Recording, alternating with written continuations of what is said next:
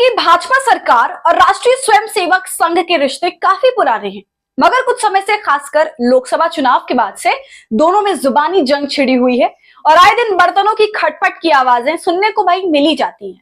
अब जो आरएसएस की नाराजगी दूर होने का नाम नहीं ले रही, तो मोदी ने आरएसएस को खुश करने के लिए, या यूं कह सकते हैं कि मनाने के लिए, एक 58 साल पुराना बैन अब हटा दिया है, जिस पर सियासी संग्राम छिड़ गया है और इस मुद्दे पर विपक्ष भाजपा पर गरमाया हुआ है।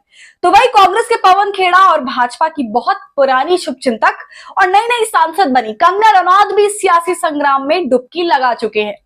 तो क्या है पूरा मामला, बताएंगे इस वीडियो में। वीडियो को अंत तक जरूर देखिएगा। नमस्कार, आदाब, आप देख रहे हैं खबर अड्डा और मैं हूं आपके साथ सुम्बुली रम।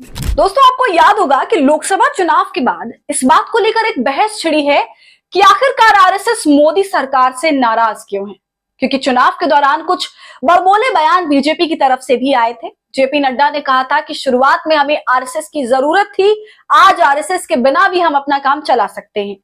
बीजेपी अब एक बड़ी पार्टी बन गई है।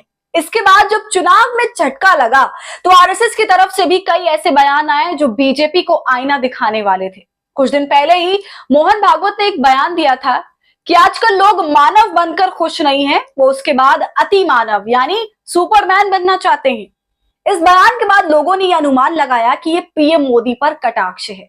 अब जब आरएसएस की नाराजगी दूर नहीं हुई तो मोदी सरकार ने एक नया फैसला लिया जिसने सुर्खियां जरा देर से पकड़ी। और हैरानी वाली बात यह है कि फैसला 9 जुलाई 2024 को लिया गया था, मगर इसको लेकर ट्वीट्स और कटाक्ष का दौर तब शुरू हुआ जब बीजेपी आईटी सेल प्रमुख अमित मालवीय ने ट्वीट कर जानकारी साझा करी कि सरकारी कर्मचारियों के आरएसएस की गतिविधियों में भाग लेने पर जो बैन लगाया गया था उसको मोदी सरकार ने हटा दिया है। अब सरकारी नौकरशाह भी आरएसएस की शाखा में जा सकते हैं। 58 साल पहले कांग्रेस सरकार ने इस पर बैन लगाया था, जो कि अब हटा दिया गया है। इसी पर पवन खेड़ा अपनी निराशा जाहिर करते हुए लिखते हैं कि 58 साल पहले केंद्र सरकार ने सरकारी कर्मचारियों के आरएसएस की गतिविधियों में शामिल होने को लेकर प्रतिबंध लगा दिया था, लेकिन अब मोदी सरकार ने उस आदेश को पलट दिया है। पवन खेड़ा के इस ट्वीट के बाद कंगना रनौत से भाई रहा नहीं गया और उन्होंने आदत से मजबूर होकर एक बेतुका ट्वीट कर ही डाला। वो लिखती हैं, हमारे प्रधानमंत्री हमारे सबसे बड़े रोल मॉडल है। वो अब तक के सबसे सफल संघी हैं और उन्होंने एक युवा व्यक्ति के रूप में अपने विकास और खुद को संवारने में संघ के योगदान को स्वीकार करने से कभी परहेज नहीं किया। प्रधानमंत्री जी ने हमेशा संघ को वापस लौटाया है और वो ऐसा करना जारी रख रहे हैं, इसलिए ये एक स्वागत योग्य कदम है। कंगना रनौत जैसे नेताओं को कौन समझाए कि बैन इस बात को लेकर नहीं लगाया गया था कि आरएसएस का क्या योगदान है, आरएसएस की कैसी गतिविधियां हैं।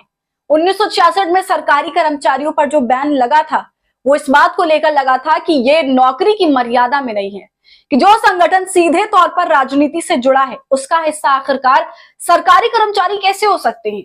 और नौकरी की मर्यादा ये है कि जो संगठन सीधे तौर पर एक पार्टी के लिए प्रचार करने का काम करता है, सरकारी अधिकारी क्या उसका हिस्सा होने चाहिए। बहस इस बात को लेकर है। तो आपको इस पूरे मुद्दे पर क्या कहना है, हमें कमेंट कर जरूर बताइए। वीडियो पसंद आई हो तो इसे लाइक और शेयर करें और खबर अड्डा को यूट्यूब पर सब्सक्राइब कर लीजिए।